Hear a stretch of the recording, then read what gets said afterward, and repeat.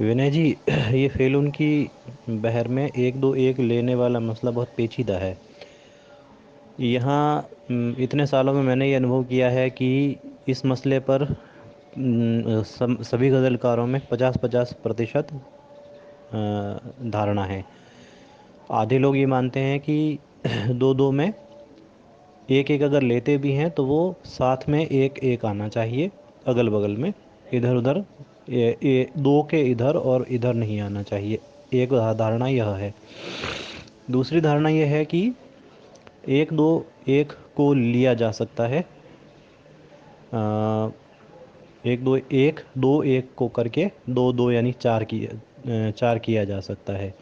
50% लोग ऐसे मानने वाले हैं, 50% लोग ऐसे मानने वाले हैं।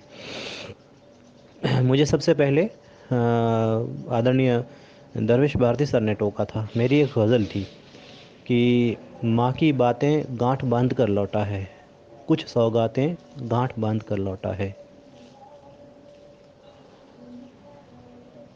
तो इसमें एक बिल्कुल अलग तरह का रदीफ था, गांठ बांध कर लौटा है। और उसके शेर भी ठीक ठाक थे। काफ़ी मुझे भी बहुत प्रिय थी ये गज़ल। लेकिन वो एक दो एक की वजह से गांठ बांध कर, यहाँ एक दो एक की वजह से मुझे इस गज़ल को खारिज करना पड़ा। ये गज़ल मेरे किसी संग्रह में नहीं है, फेसबुक पर कभी डाली हुई थी।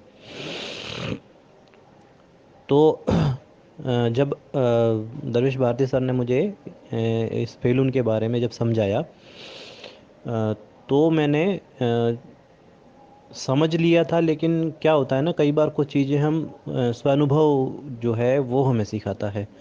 तो मैंने उस बात को ध्यान में रखते हुए आगे जब फेलून की गज़लें पढ़ी या खुद कही, तो मुझे ये इस बात का एहसास हुआ। पहले मैं ये मानता था कि एक दो एक ले सकते हैं, जैसे मेरे जिनसे मैंने गज़ल का शिल्प सीखा था, जोधपुर के मेरे बड़े भाई साहब हैं, खुर्शीद खिराड़ी साहब। तो वो मानते हैं कि एक दो एक जो है लिया जा सकता है, और वो लेते हैं अपनी गज़लों में। लेकिन दरवेश भारती सर के टोकने के बाद मैंने विशेष ध्यान रखा इस बहर में, पढ़ते और लिखते समय। और मैंने वास्तव में पाया कुछ समय बाद में कि जब हम इसकी लय बनाते हैं तो एक एक को अगल बगल में रखने पर पूरी लय आती है। और एक दो एक जरा सा आप इस्तेमाल करते हैं, लय भंग होती हुई दिखती है मुझे। मुझे खुद महसूस हुआ है। इसलिए जब मुझे महसूस हुआ तब मैंने एक दो एक का इस्तेमाल करना छोड़ दिया। उसके बाद से मैंने कोशिश की कि हमेशा जो है एक एक को साथ ही रखा जाएगा।